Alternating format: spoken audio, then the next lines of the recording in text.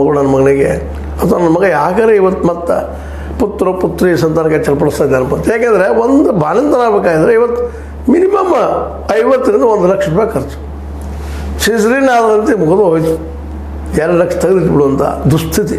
ಎಷ್ಟು ಜನರಿಗೆ ಅದು 2 ಲಕ್ಷ ತುಂಬುವಂಥದ್ದು, ಎಷ್ಟು ಜನರಿಗೆ 50,000 ತುಂಬುವಂಥದ್ದು. ನಾರ್ಮಲ್ ಡೆಲಿವರಿ 50,000 ಲೆಕ್ಕಿ ಬರ್ತದೆ. ಸರ್ಕಾರಿ ಆಸ್ಪತ್ರೆಗಳ ಸಹಿತ ಕೊಡದೇ ಇದ್ದರೆ ಸಿಸರಿನ್ ಮಾಡಿದ್ರೆ ಯಾವುದು ಮಾಡೋದ್ರಲ್ಲೇ ಒದ್ದಾಡಿ ಸಾಯ್ಬೇಕು. ಎಷ್ಟು ಬೇಕು ಆಧಾರಗಳು.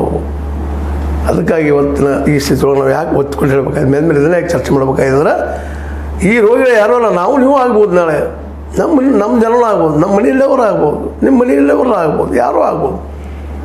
ಇವರಿಗೆ ನಮ್ಮ ಆಮ್ ಆದ್ಮಿ ಮಾಡಿದ ದಿಲ್ಲಿಯಲ್ಲೇ ಮಾಡಬೇಕಾಗಿತ್ತು. ಇವತ್ತು ಇಡೀ ದೇಶ ತುಂಬ ಇವತ್ತೇನೋ ಆಮ್ ಆದ್ಮಿಗಿಂತ ಹೆಚ್ಚಿಗೆ ನಾವು ಕೊಡೋದಂತೇಳಿ ಮತ್ತೇನೋ ಮಾಡಿ ಅಧಿಕಾರ ಬಂದಂಥ ನಮ್ಮ ಅಲ್ಲಿಯ BJP ಸರ್ಕಾರ ಖಜಾನೆಯಲ್ಲಿ ರೊಕ್ಕಿಲ್ಲ ಅಂತ ಹೇಳ್ತಾ ಇಲ್ಲ.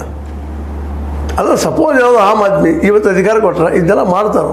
ಯಾಕೆ ಹೆಂಗೆ ಏನೇ ಇದು ಸಹಿತ ಚರ್ಚೆ ಆಗ್ಬೇಕಾಗಿತ್ತು. ಜನರನ್ನ ಯಾಕೆ ಕೆಲಸ ಮಾಡ್ತಾ ಇದ್ದೀನಿ ಅಂತಂದ್ರೆ ನಮ್ಮ ಜನ ಎಚ್ಚರಗೊಳ್ಳಿ, ರೋಗಿಗಳು ಎಚ್ಚರಗೊಳ್ಳಿ, ಈ ಆಡಳಿತಶಾಹಿ ಬಗ್ಗೆ ಎಚ್ಚರಗೊಳ್ಳಿ, ಈ ಒಂದು ರಾಜಕಾರಣಿಗಳ ಬಗ್ಗೆ ಎಚ್ಚರಗೊಂಡು ನಮ್ಗೆ ಉದ್ಯೋಗ ಕೊಡ್ರಿ ಅಂತ ಕೇಳು ಅನಿವಾರ್ಯತೆ ಇವತ್ತದ.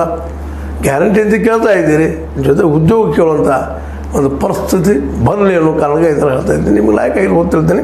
ಆದರೆ ದಿನಕ್ಕೆ ಕೋಟಿಗಟ್ಟಲೆ ವಿರಳ ರೋಗಗಳು ಅಂತ ಕರ್ಕೊಳ್ತೀವಿ, ಅವು ಖರ್ಚು ಬರ್ತಾ ಇದ್ದಾವೆ. ಮತ್ತು ಇನ್ನುಳಿದ ರೋಗಗಳು ಖರ್ಚು ಬರ್ತಾ ಇದ್ದಾವೆ. ಹೇಳಿದೆ ನಿಮಗೆ ಬಾಣಂತನ ಎಷ್ಟೋ ಒಂದು 500,000 ಮುಗಿಯುವಂಥದ್ದು ಇವತ್ತು 50,000 1 ಲಕ್ಷ ಬದುಕುವುದು ಹೆಂಗೆ?